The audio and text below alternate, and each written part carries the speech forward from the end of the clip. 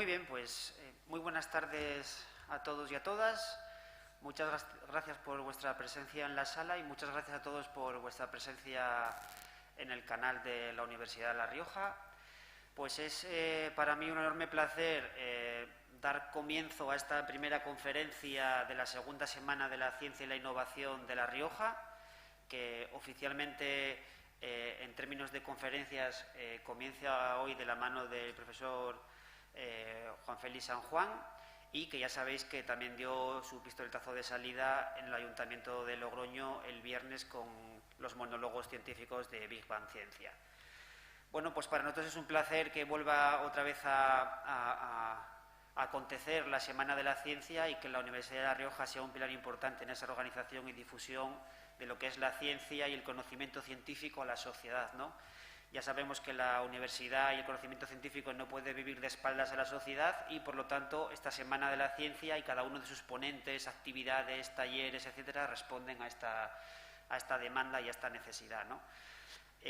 No me quiero extender, así que sin más, pues paso a hablar un poco de la conferencia que hoy nos ocupa aquí, que es Acciones para un espacio sostenible, que bueno, pues la desarrollará, como todos bien conocéis, a nuestro catedrático Juan Félix San Juan, que es, desempeña su labor docente e investigadora en el área de lenguaje y sistemas informáticos dentro del Departamento de Matemáticas y es coordinador del Grupo de Computación Científica y recientemente pues ha impulsado el centro de investigación que lleva por nombre pues Centro de Computación Científica e Innovación Tecnológica, ¿no? Bueno, pues desde ya los años 90, en su dilatada trayectoria científica, pues ha trabajado en el campo del espacio y, bueno, pues obviamente pues su carrera y dilatada carrera investigadora pues le ha llevado a publicar numerosos artículos científicos, ha presentado numerosos trabajos en congresos nacionales e internacionales de prestigio y, sobre todo, pues ha tenido diferentes proyectos europeos con agencias muy importantes como, por ejemplo, la Agencia Espacial Europea y la francesa, y tiene relaciones con centros científicos y tecnológicos muy importantes en el mundo, como por ejemplo el MIT, ¿no? Así que, sin más, para mí pues es un placer que las jornadas de la Semana de la Ciencia comiencen con esta charla y os dejo en manos del profesor para que explique pues todo lo que tiene que ver con las acciones para un espacio sostenible. Así que muchas gracias a todos por vuestra presencia, tanto aquí en la sala como en Internet. Y, profesor, pues es su turno. Muchas gracias, vicerrector. Gracias a todos vosotros y vosotras por compartir conmigo vuestro tiempo. Y me gustaría dedicar esta charla a concienciar de que no solamente la Tierra es un entorno que debemos cuidar, sino también el espacio. En la charla os presentaré cuáles son los principales problemas que nos vamos a encontrar ahora y en el futuro y las soluciones que se están empleando para mitigar los problemas que nos vamos a encontrar si queremos mantener el espacio en uso para las futuras generaciones. En 2015, la Organización de Naciones Unidas se presentó un proyecto para erradicar la pobreza, proteger el planeta y mejorar la vida y las perspectivas de las personas en todo el mundo. Ese proyecto se basó en 17 objetivos que se debían cumplir en 15 años. Al proyecto global se le llamó Agenda 2030 de Desarrollo Sostenible. En 2019, la Organización de Naciones Unidas, en uno de sus documentos, dice que las actividades espaciales son instrumentos indispensables para alcanzar los objetivos de desarrollo sostenible. Pero la sostenibilidad a largo plazo de las actividades espaciales está comprometida, ¿vale? Si nosotros queremos que el espacio pueda ser disfrutado por las futuras generaciones, debemos empezar a cuidarlo ya. Bien, es indudable que todo el mundo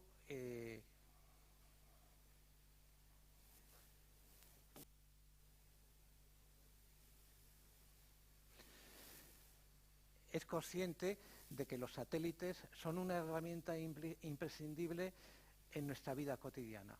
Por ejemplo, la señal de Internet, la señal de radio, la señal de televisión, la podemos conseguir a través de satélites. El tiempo meteorológico lo consultamos porque los satélites nos transmiten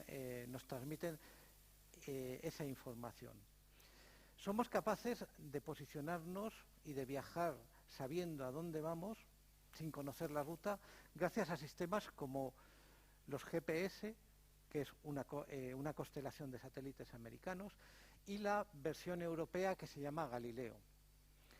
En esa imagen podemos ver una simulación hecha por la Agencia Espacial Europea en la cual se distribuyen la constelación de satélites en 3 planos orbitales. ¿Por qué se hace de esa manera? Porque es necesario que cualquier persona en cualquier parte del mundo al menos tenga varios satélites para poder posicionarse. Bien. También una herramienta imprescindible es la observación de la Tierra.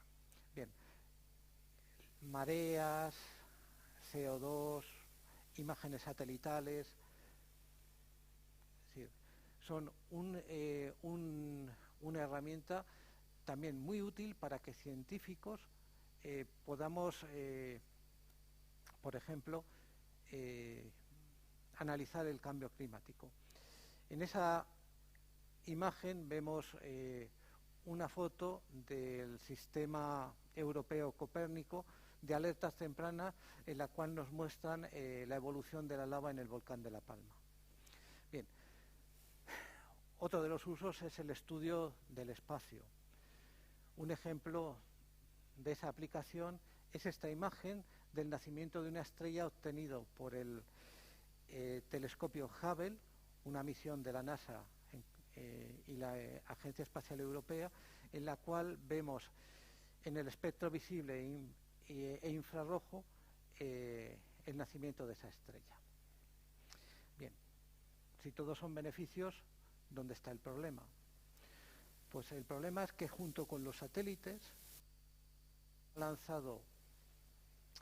ha tenido que utilizar lanzadores para poner los satélites en órbita. Los satélites han dejado de ser funcionales, luego se han convertido en seres inertes que no se pueden controlar. Y los hombres desde las diferentes plataformas espaciales, pues han tenido que realizar actuaciones en el espacio y han perdido pues destornilladores, tuercas, cables y un montón de residuos. A toda esa cantidad de objetos inanimados que no podemos controlar desde Tierra se le llama basura espacial.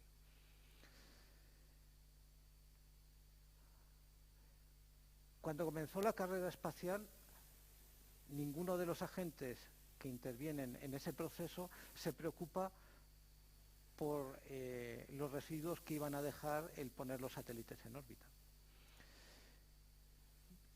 Y en esta bonita simulación de la Agencia Espacial Europea vemos cómo desde el primer lanzamiento del primer satélite ruso, el Sputnik, se va incrementando el número de objetos alrededor de la Tierra.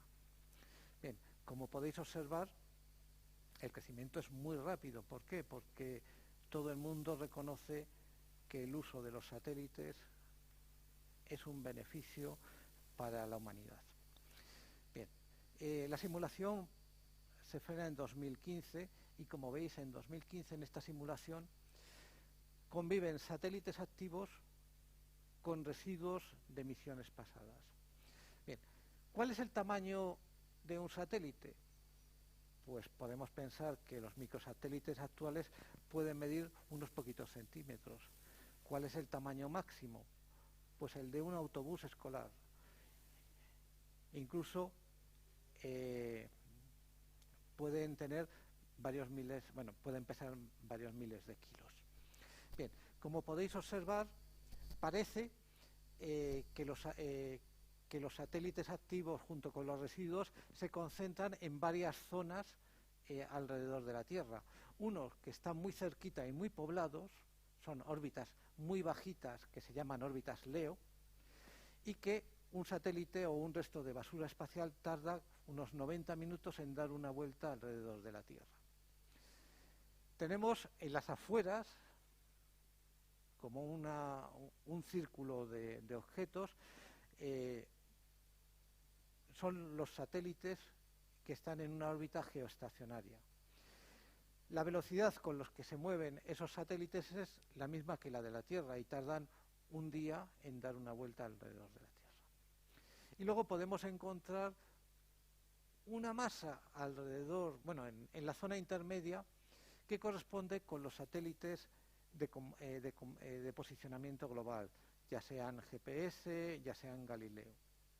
Bien, esos satélites tardan 12 horas en dar una vuelta alrededor de la Tierra. Bien, ¿cómo se clasifican esos residuos? Pues en función de si los podemos observar o no. Objetos que tienen un tamaño de más de 10 centímetros son observables mediante sensores en la Tierra, telescopios y otros dispositivos. Los objetos que miden entre 1 centímetro y 10 centímetros, y luego los objetos menores de 1 centímetro. ¿Vale? Bien, eso es el aspecto que tiene el cielo, bueno, el espacio en 2015. Si nosotros queremos ir a los datos a fecha 9 de noviembre de 2021, tendríamos que acudir a la página web de la ESA. Y aquí aparecen una serie de datos que son muy, muy orientativos. Bien, veréis que en todos los casos pone alrededor. El alrededor es porque hay muchos datos que no son conocidos. ¿Por qué?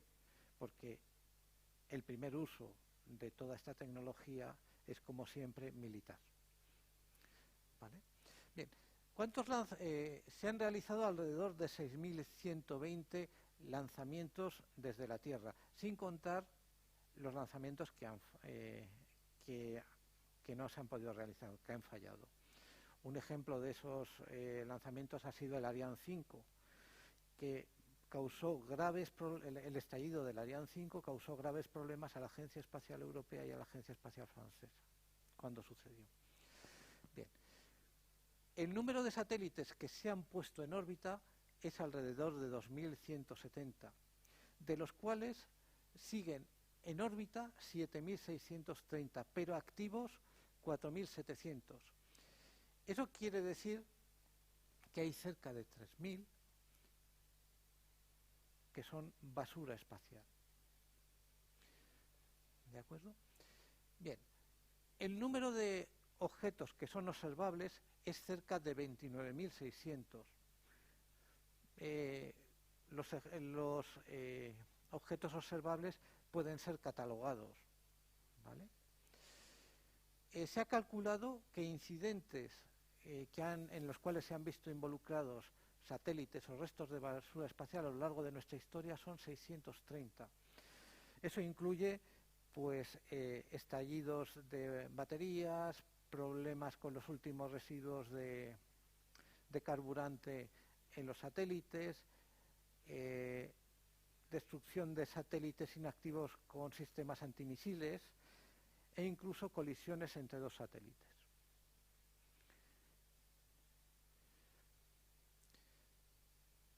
Bueno, un dato que también me resulta interesante es saber cuál es la masa de todos esos objetos. Imaginaros que los juntamos todos y los pesamos. Bueno, pues no es mucha, son 9.600 toneladas. Para que os hagáis una idea, el peso, el desplazamiento del mayor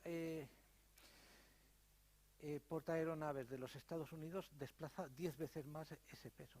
Luego, si os imagináis un portaaviones muy grande, pues su peso puede equivaler a eso. Bien, ¿cuál es el problema? Si no es mucho peso, ¿por qué la basura espacial puede causar problemas? Porque está ocupando las zonas por las que se mueven los satélites. El número de órbitas en las cuales yo puedo poner un satélite para que sea viable es decir, que la naturaleza se alíe conmigo a no hacer que yo gaste mucho carburante en mantenerlo, es limitado. ¿Vale? Luego, si esas zonas la ocupan restos de basura espacial, estaría comprometiendo la integridad de mi satélite. Bien, pero lo más escalofriante es el número de objetos que tenemos alrededor de la Tierra. Como hemos dicho, tenemos una clasificación en función del tamaño y vemos que hay 36.500 de más de 10 centímetros.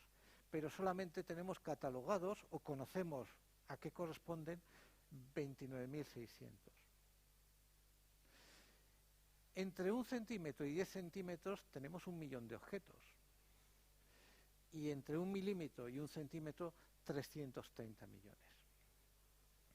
¿Vale? Bueno, si el panorama no es muy halagüeño, podemos pensar en lo que se nos viene encima, que es el uso comercial del espacio. Todo el mundo habrá oído a través de las noticias de la tele o las noticias de los periódicos que las grandes corporaciones están pensando en poner constelaciones de satélites alrededor de la Tierra. Por ejemplo, OneWeb piensa lanzar una constelación de 2.000 satélites, Telesat 512, Amazon 578 y SpaceX cerca de 42.000. Algunos de ellos ya han empezado a lanzar satélites al espacio. Bien, ¿cuál es el problema que añaden las constelaciones? Pues añaden que las órbitas en las cuales se piensa poner esas constelaciones están a 400 kilómetros de la Tierra, entre 400 y 1.200, que es la zona esa que estaba llena de debris, de basura espacial. ¿Vale? Para que os hagáis una idea, la Estación Espacial Internacional se encuentra a 420 kilómetros de altura.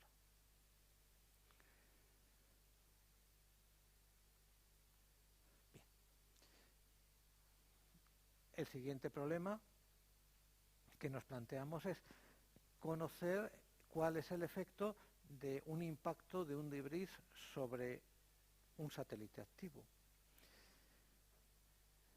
En esta simulación realizada por la NASA, plantearon el problema de lanzar una bola de acero de 1,2 centímetros a 700 kilómetros por segundo contra una placa de 18 centímetros de aluminio. Como podéis ver, el impacto es considerable. ¿Vale? Lo más importante es que estamos hablando en segundo, pero ¿sabéis cuánto corresponde 700 kilómetros por segundo en horas? Multiplicarlo por 60 y por 60 y veréis que la velocidad de esa bola de acero es de 25.200 kilómetros por hora. Esa es la velocidad y un poquito más a la velocidad que se mueve el debris en torno a la Tierra para poderse mantener, para no impactar en la Tierra. Bien. Un efecto real lo podemos ver en la placa solar del satélite Sentinel-1. Como veis, ahí hay una flecha en la cual hay un boquete de un pequeño debris que impactó en el panel solar y le hizo un agujero. Bien, pero podemos decir, bueno, está bien, pero no me va a pasar aquí nada, en la Tierra no hay ningún problema. Hasta cierto punto. Nuestra protectora atmósfera a lo largo del día desintegra muchísimos piezas de debris o de basura espacial, pero con algunas muy grandes no puede. ¿Y dónde van a caer? Donde pueden. ¿Vale? ¿Cae muy lejos en el mar? No. Por ejemplo, aquí tenemos dos objetos que se han recuperado en Albacete y recientemente en Murcia. ¿Vale? ¿Son especialmente pequeños? Bueno, pues si os fijáis en el fondo de la transparencia veréis un hombre y un resto de una lanzadera. Posiblemente esos tres debris o esos tres residuos de basura espacial corresponden a partes de los propulsores. Bueno, luego, no solamente tenemos problemas en el cielo, sino también en la Tierra con la reentrada.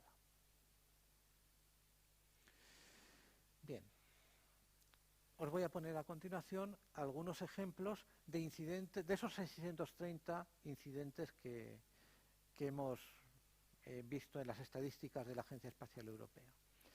El más relevante sucedió en 2007. La República Popular China, con un misil antisatélite, destruyó un satélite en desuso meteorológico. Luego, es la primera vez que una nación en la Tierra demuestra su capacidad militar en el espacio. Y esta es lo que se consideró la primera colisión en el espacio de dos satélites. Uno los dos eran satélites de comunicaciones, uno de la Unión Soviética, el satélite Cosmos 33, y otro de una constelación de comunicaciones americana, el Iridium 2251. Bien, cuando sucedió esta colisión, nadie había detectado que esos dos satélites pudieran colisionar. Si esto es una simulación de cómo sucedió ese impacto, y como se ve, en rojo va el satélite, en rojo y en azul van los dos satélites. Cuando se cruzan, si os habéis dado cuenta, las trayectorias eran una línea. Bueno, después del cruce, los satélites se desintegraron y se fragmentaron. Como veis, al cabo solamente de una revolución, esa zona del espacio había sido ocupada por multitud de trayectorias de restos de basura espacial. Eso al cabo de una revolución, al cabo de unas pocas horas. Al cabo de mucho tiempo, todos esos 3.000 restos de basura espacial se han difuminado por toda esa zona, contaminándola y haciendo que la navegación espacial por esa región del espacio sea complicada. ¿De acuerdo? Bien, ¿por qué se disemina? Porque la naturaleza no se puede representar exactamente con las matemáticas, con los modelos matemáticos, sino que tiene ciertas incertidumbres. Las incertidumbres que nosotros estamos viendo es lo que nosotros no podemos controlar y hace que, en lugar de mantener trayectorias estables, se abra y ocupe gran parte del espacio. ¿Vale? Me gustaría comentaros dónde me encontraba yo el día que se detectó esa maniobra. El 10 de febrero de 2009 yo me encontraba en Estados Unidos asistiendo a un congreso de la Sociedad Americana de Astronáutica. La comunicación que llevaba en ese congreso era sobre un modelo matemático que permitía calcular las posiciones de la basura espacial de una forma muy rápida. Cuando yo estaba exponiendo, vi que en la sala 5 o 6 personas se levantaron, entre ellas una persona con la que yo quería hablar y que se dedicaba al control de la basura espacial. Mi charla era la última y después venía la pausa para el café y lo encontré tomando un café y le dije, mira, me gustaría hablar contigo porque yo he desarrollado un modelo matemático que podría ser útil para este problema real. Me atendió muy amablemente y me dijo, nos hemos levantado de la sala porque nos han comunicado que ha habido una colisión entre dos satélites. Digamos que la vida tiene esas casualidades y yo me encontraba en ese momento cuando oficialmente muy pocas personas en el mundo conocían ese hecho. Bien. En la ciencia siempre pasa una cosa. Nosotros avanzamos y conseguimos y no pensamos muchas cosas, pero siempre hay alguien que tiene la visión más clara que el resto de los científicos y dice, no sigáis por ese camino porque nos vamos a encontrar con problemas. En este caso, esa situación de superpoblación en el espacio la avanzó un científico de la NASA llamado Donald Kessler en 1972 y dijo: si seguimos ocupando las zonas cercanas a la Tierra y ponemos satélites sin tener ningún control, vamos a incrementar la probabilidad de colisiones. De tal manera que si por mala suerte dos colisionan, se puede desencadenar un efecto en cascada e inutilizar a todos los satélites activos en esa región. Pero no solo eso, sino que las colisiones seguirían e inutilizaríamos o haríamos muy difícil el poner satélites en esas zonas del espacio. ¿Vale? En honor al científico, se le llamó síndrome de Kessler. Es un científico jubilado y ahí aparece en una foto de 2017 en una conferencia en Alemania sobre space debris, sobre basura espacial. Bien, hemos adelantado el problema, hemos visto cuáles son los peligros. Pues hombre, tenemos que hablar de soluciones. ¿Hay alguna solución? Pues hay soluciones. Lo que pasa es que no son fáciles. ¿De acuerdo? Podemos englobar las soluciones entre pasivas y activas. Las activas igual nos recuerdan una novela de ciencia ficción, pero algunas de ellas ya se están ensayando en misiones reales. Por ejemplo, se están ensayando arpones de titanio. Desde un satélite se lanza un arpón de titanio para capturar un resto de basura espacial. Se están utilizando láseres para intentar mover la trayectoria de un resto de basura espacial y desplazarlo a otra zona que sea menos conflictiva. Se están instalando redes en dispositivos para capturar basura espacial y poder remolcarlos a zonas que no sean peligrosas. Se instalan brazos robóticos en satélites para capturar otros restos. Se están utilizando los Tether. Los Tether es un sistema de dos satélites unidos por un cable para eliminar basura espacial. Ese es un proyecto que se está realizando en la Universidad Carlos III en colaboración con la empresa española Sener.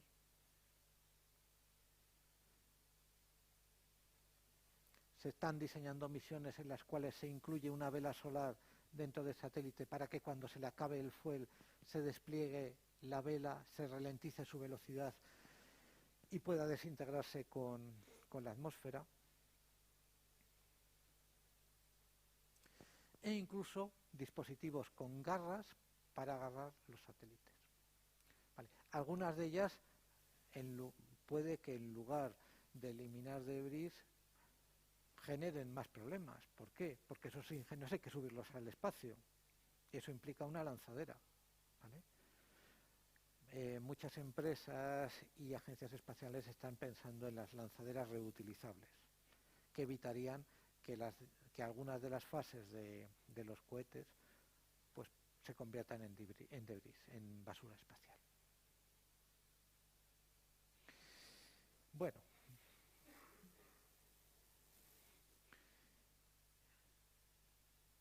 esos son lo que podríamos llamar sistemas activos.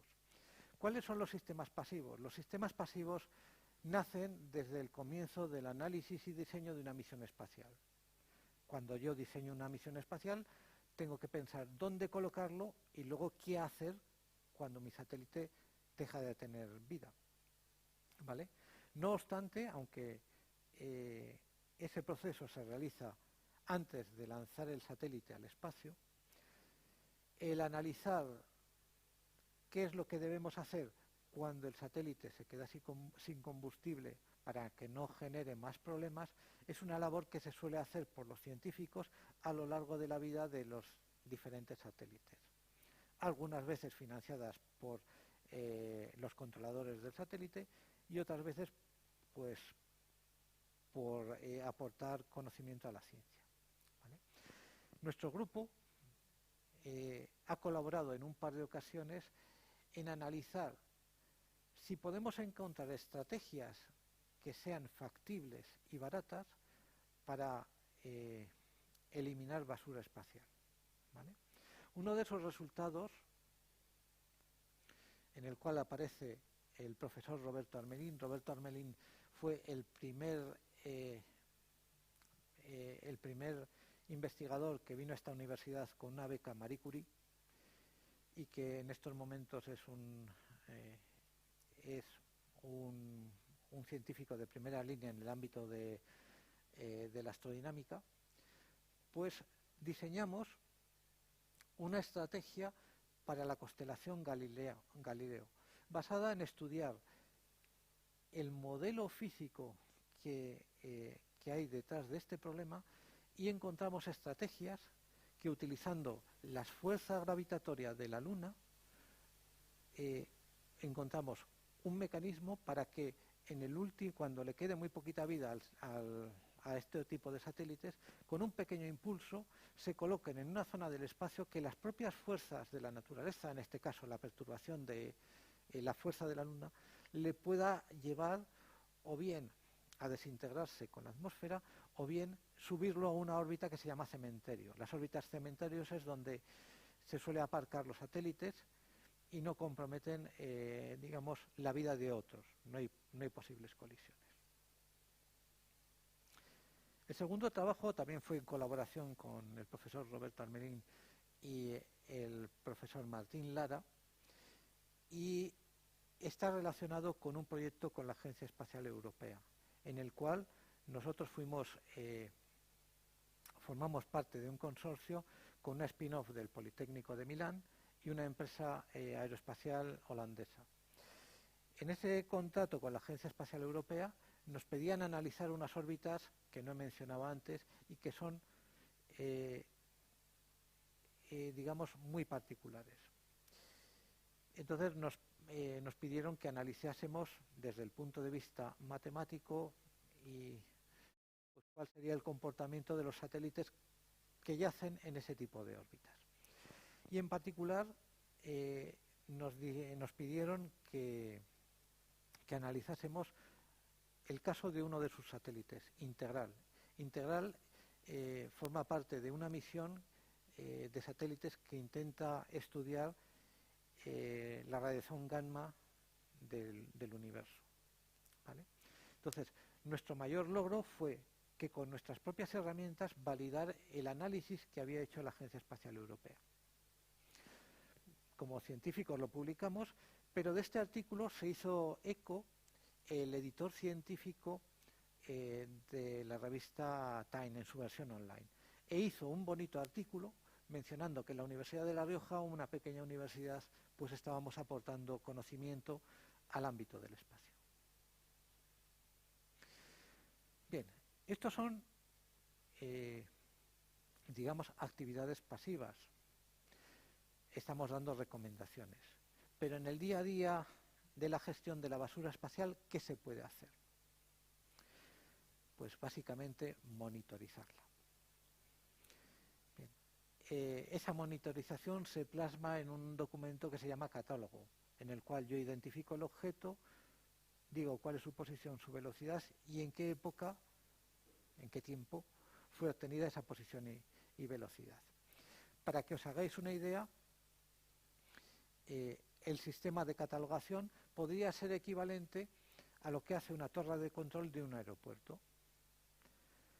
Las torres de control de un aeropuerto, ¿qué es lo que hacen? Mediante los radares de aproximación o los satélites, saben posicionar cada uno de los aviones que están en su entorno. Al saberlo posicionar, eso lo representan en una serie de pantallas, y si ven que dos aviones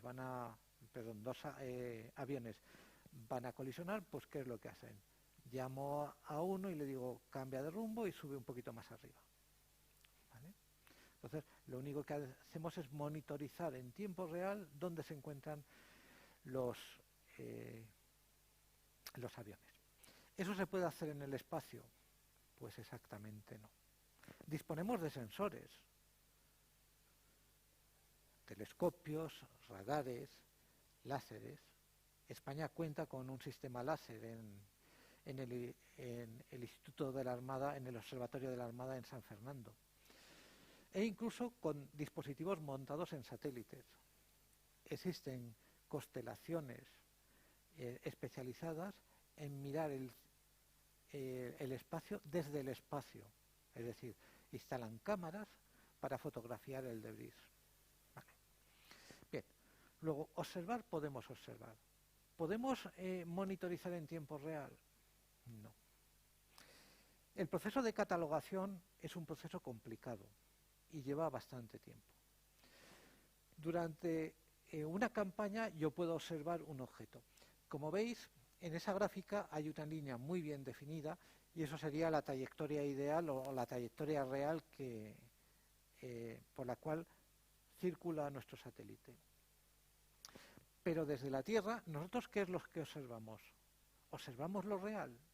No. ¿Por qué? Porque nuestros instrumentos, nuestra atmósfera, nos producen incertidumbres. Luego, ¿qué es lo que vamos a observar? Pues algo que puede estar relativamente cerquita. Y es esa trayectoria que va marcando como una serie de ondas. ¿Vale? Bueno, podemos observar. Después, yo tengo que identificar que todas esas observaciones correspondan con un objeto. A ese proceso se le llama asociación y es un proceso muy complicado.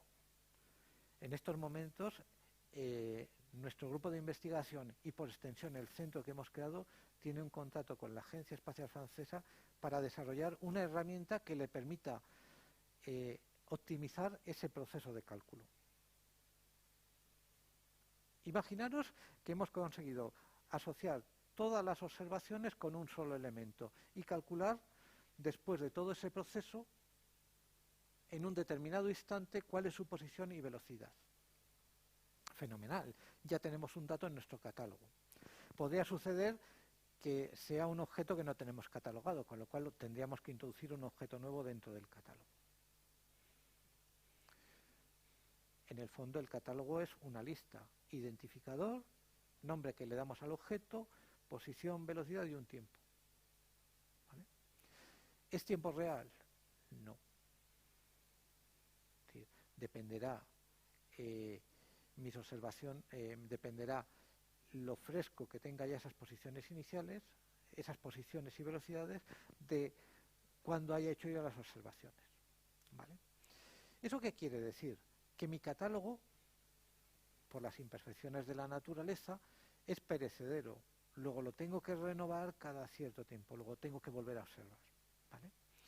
Además, en ese proceso vemos que si yo utilizo esas posiciones y velocidades en un tiempo y quiero calcular lo que pasa en un tiempo más adelante, tengo técnicas matemáticas o fórmulas matemáticas o la física mismo, la ecuación de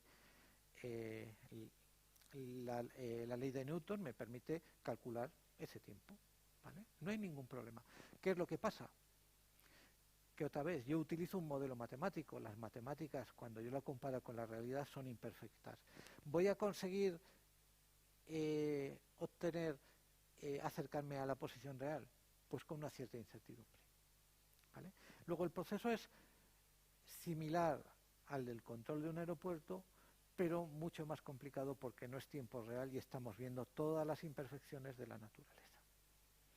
Y diréis, bueno, esto parece que es un divertimento matemático porque al final no haces nada con ese catálogo. Bueno, no hacemos nada de momento, pero esas posiciones y velocidades son fundamentales para que los operadores de satélites sepan dónde está su satélite y cuándo calcular la maniobra que lo lleve a la posición donde tiene que estar.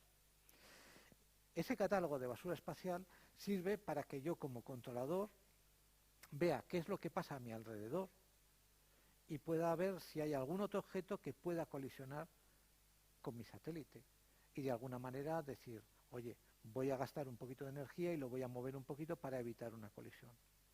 O ese catálogo sirve para predecir si alguno de los restos de basura espacial especialmente grande va a reentrar en la atmósfera y por lo menos aproximarme al lugar donde puede caer, de tal manera que si es un lugar poblado, pueda Protección Civil pues alertar a la población. ¿Vale? Para que os hagáis una idea, actualmente los catálogos de basura espacial catalogan unos 29.000 objetos. Peligrosos, de más de 10 centímetros, 36.000. Pero hay cerca de 1 millón de objetos entre 1 y 10 centímetros que podrían destrozar e inutilizar un satélite. Y esos no están catalogados, esos están por ahí y pueden dar un problema en cualquier momento. ¿Vale? ¿Quién hace esta labor? Pues desde el comienzo de la era espacial, los americanos. Vieron que podían observar los satélites desde el comienzo, en principio pues era por curiosidad por ver qué hacían las misiones rusas, y empezaron a elaborar un catálogo. Ese catálogo actualmente cubre 29.000 objetos, no cubre más. Rusia mantiene su propio catálogo, China mantiene su propio catálogo.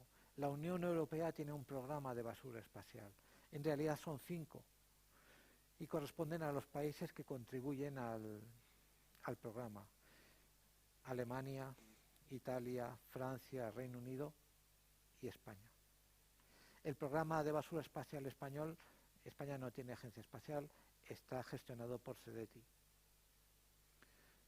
¿Vale?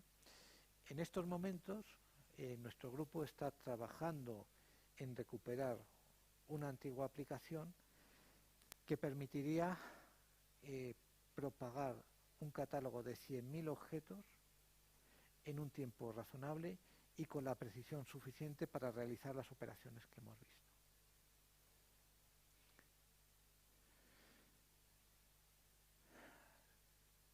Desde hace unos cuantos años, la Agencia Espacial Europea está impulsando el desarrollo de una industria espacial verde y sostenible, intentando que en todos los procesos del desarrollo de una misión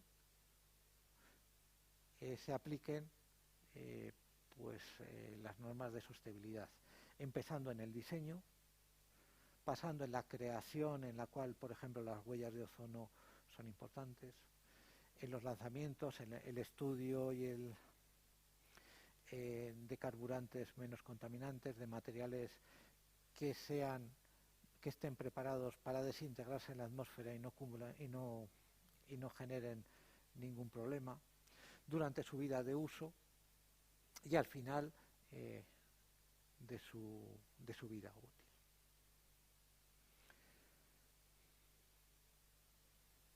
Para finalizar, agradeceros a todos que hayáis venido, y si tenéis alguna curiosidad o alguna pregunta, pues estaré encantado de responderos si soy capaz. ¿Vale? Muchísimas gracias.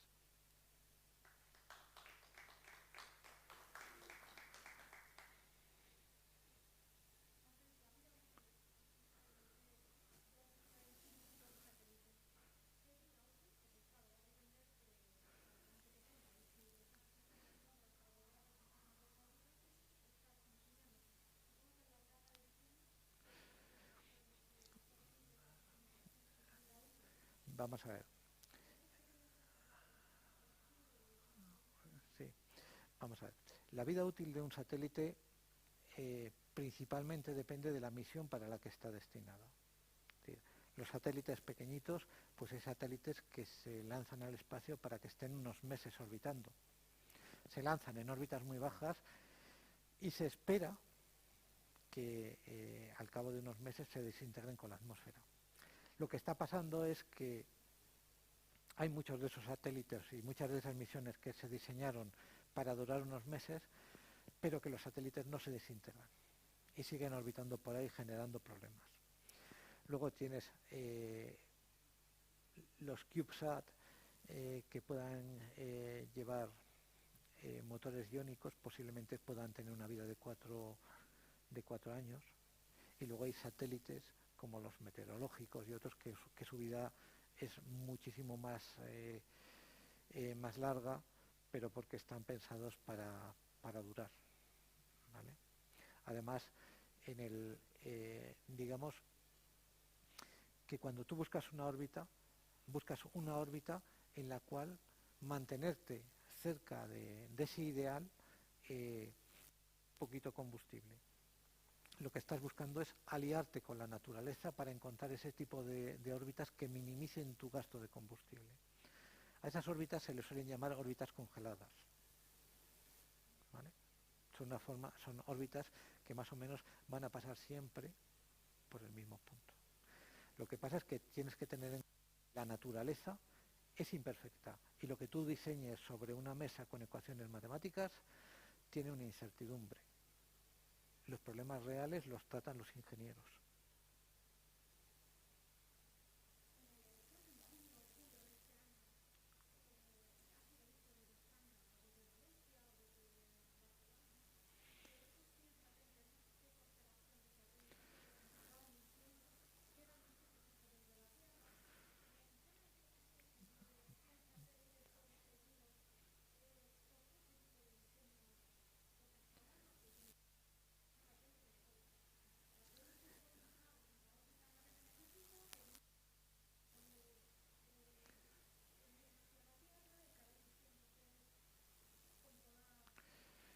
Bueno,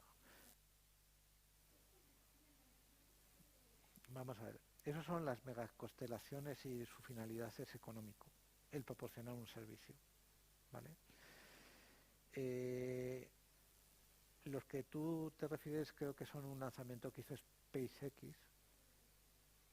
en el cual quería empezar a generar esa constelación de 42.000 satélites para cubrir toda la Tierra de satélites y dar un servicio, supongo que de comunicaciones, ¿vale?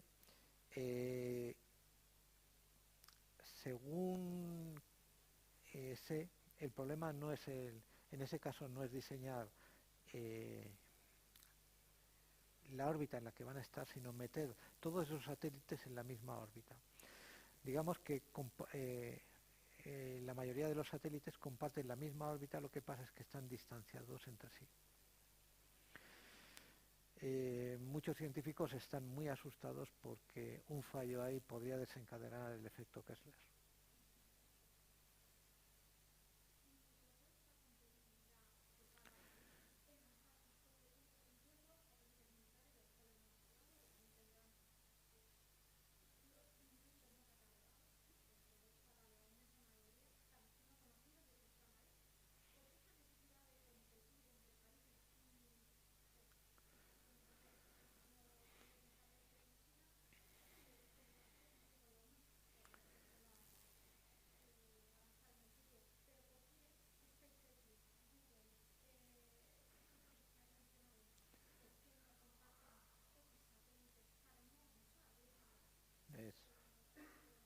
Son cuestiones económicas.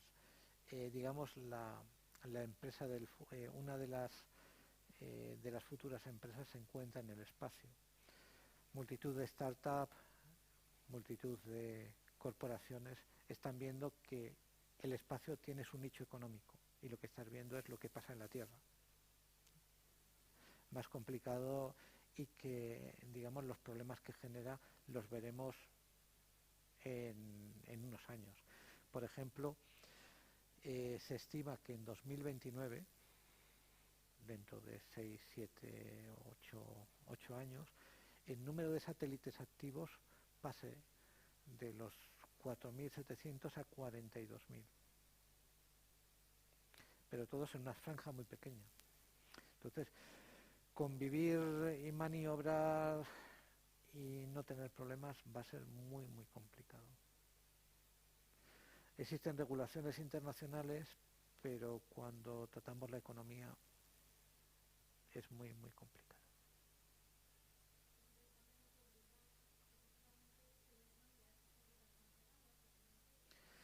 Sí,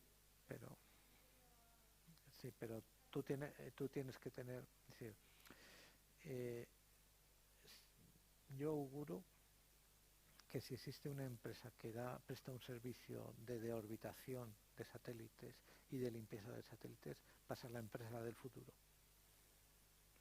Si hay alguien con una idea innovadora que sea barata y factible desde el punto de vista técnico, se puede hacer de oro.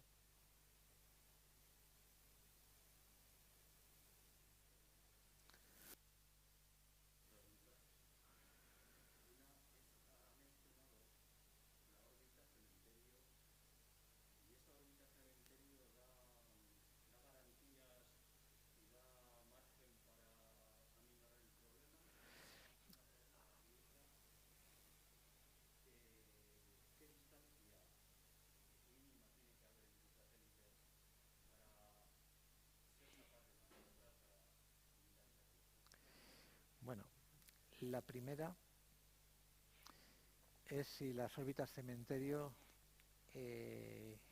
son órbitas seguras.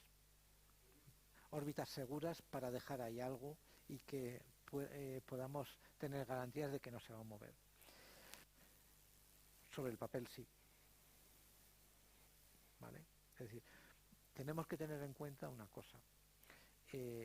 Estamos ante un problema real y la naturaleza es imperfecta. Nuestros modelos matemáticos, por ejemplo, la vida útil de un catálogo, hasta que yo tenga que reservar, son 7 días. Esa es la fiabilidad que me da a mí las matemáticas que hay detrás del proceso para 7 días más o menos. A partir de los 7 días esas observaciones se degeneran.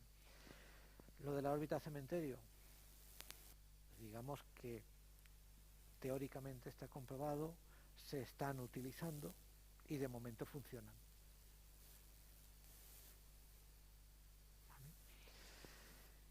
Luego la otra pregunta, la distancia mínima. Pues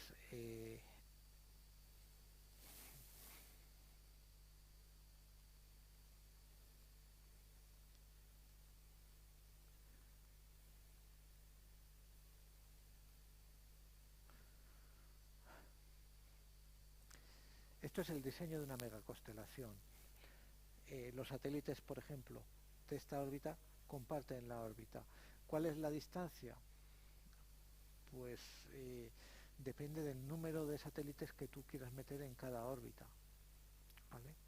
Tendríamos que medirlo en grados, pero una distancia de seguridad no lo tengo claro. Sí, y al final la distancia serían de los operadores de satélites que puedan garantizar que pueden controlar esa megacostelación, que los pueden mantener ahí. Si yo tengo que maniobrar, acelerar o ralentizar con impulsos eso, pues tienes que pensar que ponerlo ahí no es barato. Luego tendrás que tener tus medidas de seguridad y tu distancia de seguridad. ¿Cuál? Pues es digamos que relativa, ¿vale? No te lo sabría decir.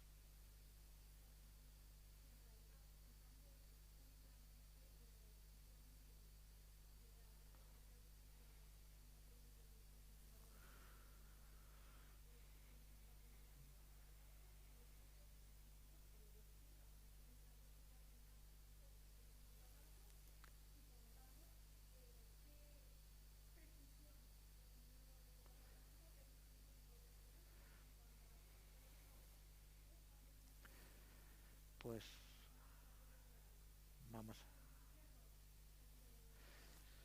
vamos a ver. Eso depende, ¿vale? Depende, digamos, del modelo matemático que consideres, ¿vale? Si tú consideras un modelo matemático en el cual incluyes todas las posibles fuerzas que actúan sobre tu satélite, por ejemplo, la gravedad terrestre, la influencia del Sol, la Luna, los planetas, el frenaje atmosférico, la presión de radiación solar y las fuerzas relativistas, pues puedes predecir bien a nivel de centímetros, pues al cabo de 7 o 10 días estar ahí, o de metros, o de 1 metro, ¿vale? Lo que pasa es que utilizar esos modelos desde el punto de vista computacional te podría llevar mucho tiempo el calcular, el obtener esa posición, ¿vale? Es decir, pero todo es un poco, en este mundo es un poco relativo, ¿vale? aquí están en competición dos factores, rapidez y precisión. Si tú quieres, imagínate que quieres ver si este satélite va a tener algún posible colisión con otro resto de objetos. ¿Qué es lo que tendrías que hacer? Pues calcular posiciones y velocidades de todos los objetos que están más o menos cerca y compararlas con las posiciones y velocidades de la trayectoria de ese objeto, ¿vale? Si tú lo piensas en tiempo de computación, es muy muy alto. Por eso los catálogos de basura espacial que se manejan tienen 30.000 o 29.000 objetos. ¿Por qué? Porque cuando yo estoy pensando en ver si un satélite va a colisionar con algo que tenga cerca, tendré que comparar las posiciones de mi objeto con las de todos los objetos cercanos del catálogo. Y eso desde el punto de vista computacional es...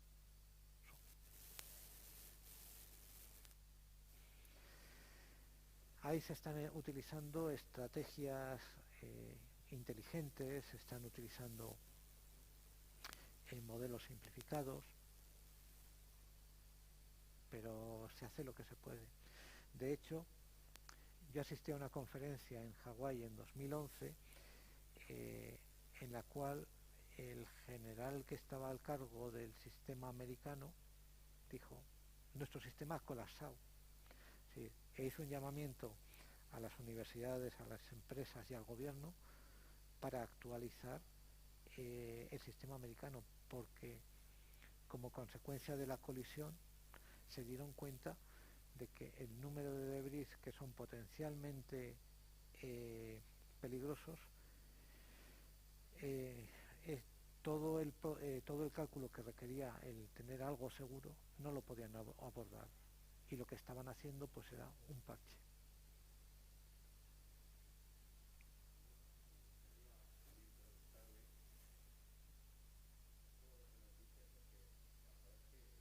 Asusta.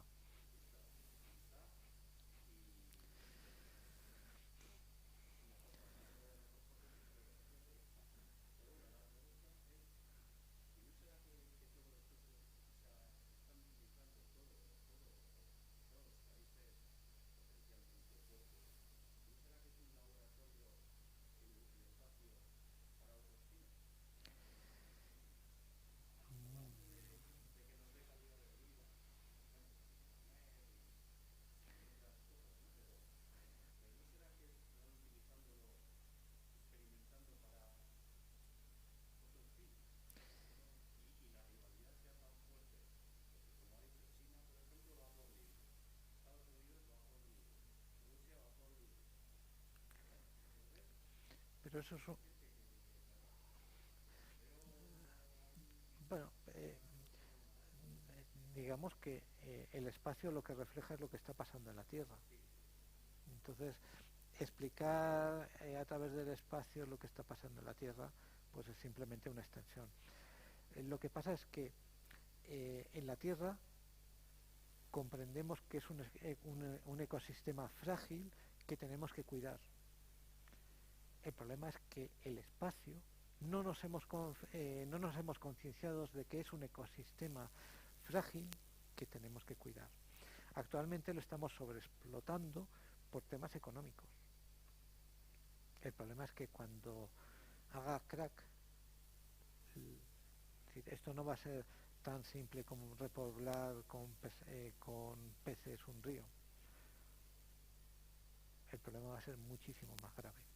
Y estamos comprometiendo el futuro de las siguientes generaciones para que lo puedan utilizar y, digamos, tener calidad de vida a través del espacio.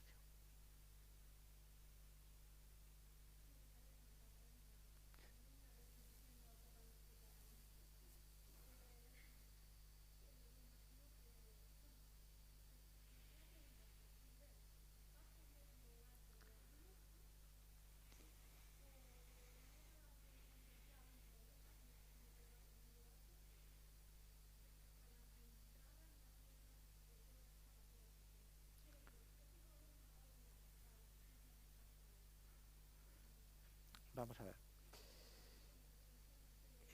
Por ejemplo, vamos a ver. Vamos a ver. Todo es relativo, ¿vale? Es decir, ¿hay riesgo? Sí. Pero probabilidad de que en estos momentos te caiga un resto de basura espacial, impacte sobre ti y te mate, muy, muy pequeño, ¿vale? Sí. Así.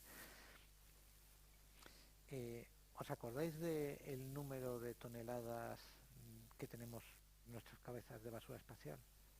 Relativamente es pequeño. Imaginaros, yo he estado cenando en un portaaviones en una cena de un congreso, en un portaaviones museo de la Segunda Guerra Mundial, y es un barco impresionante. 2 o 3 veces más será los portaaviones de la clase Nimitz eh, que desplazan 10 veces más el tonelaje que el total de basura espacial. Si lo pones en el mar, no es mucho. El problema es que está en los sitios en las carreteras por las que circulan los satélites. Ese es el problema, ¿vale? Que caiga, pues si tú miras un poco el histórico y calculas los objetos que han conseguido reentrar y no se han desintegrado en la atmósfera, son relativamente pocos. Que hayan caído en una población y hayan herido a alguien, yo creo que ninguno.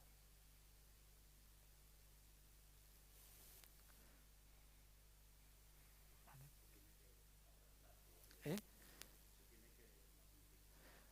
Sí, el problema no es magnificar, es que congestionemos con muchos objetos una zona pequeña del espacio. Eso es lo que dijo el doctor Donald Kessler. Sí, no me pongáis todas las cosas cerca de la Tierra, porque al final va a haber una superpoblación y se puede producir un efecto cascada o un efecto dominó, donde imaginaros que yo estoy construyendo esta megacostelación. Los lanzadores llevan jaulas en las cuales están depositados los satélites y se van soltando uno a uno y se van colocando en el lugar que les corresponde, con las maniobras que sean necesarias. Que uno de esos falle y colisione con otro, en una zona muy pequeñita del espacio, puede generar ese efecto dominó. ¿Sí? El problema no es de magnitud de que haya. ¿Sí? Probabilísticamente es muy pequeñito. El problema es que estamos haciendo un uso abusivo.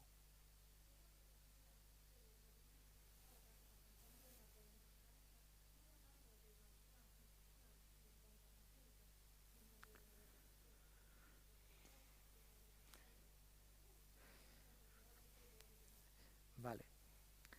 Esos son los objetos cercanos a la Tierra. Se llaman NEOs en lenguaje técnico. Y son pues restos de cometas, digamos asteroides que vagan por el espacio en órbitas muy muy grandes y que pueden en algún momento colisionar con la Tierra, ¿vale? Eso daría juego para otra charla aparte, ¿vale? Aquí solamente he querido reflejar el problema de la basura espacial. Lo de que cada cierto tiempo los científicos del Jet Propulsion Laboratory dicen que han descubierto un nuevo asteroide que puede ser un potencial peligro para la Tierra, pues eso es otro de los problemas a los cuales sufre la Tierra, pero ese no ha sido causado por el hombre.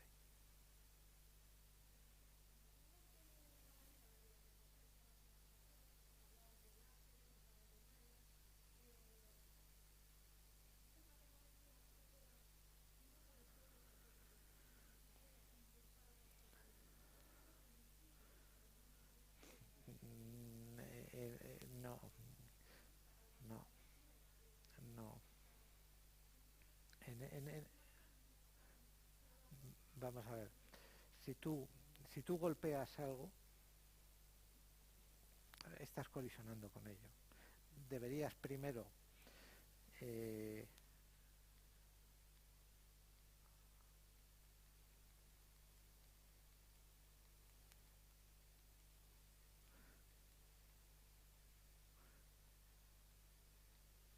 deberías primero agarrarlo, no golpearlo, y ya lo puedes remolcar. Si tu idea es un brazo mecánico, lo sujeto y con un impulsor lo lanzo contra el sol, fenomenal. Pero ten en cuenta que eliminar esos objetos implica que tú tengas un propulsor que has tenido que subir ahí, que tengas la tecnología para que con un brazo robótico puedas agarrar y luego impulsar todo eso. Digamos que son soluciones, la mayoría de ellas, como ya os he dicho, sacadas de la novela de ciencia ficción. Algunas de ellas son reales. Bueno, digamos reales. Algunas de ellas se están ensayando ya en el espacio. Bueno, pues muchísimas gracias por compartir vuestra tarde conmigo. Ha sido un placer el estar con vosotros.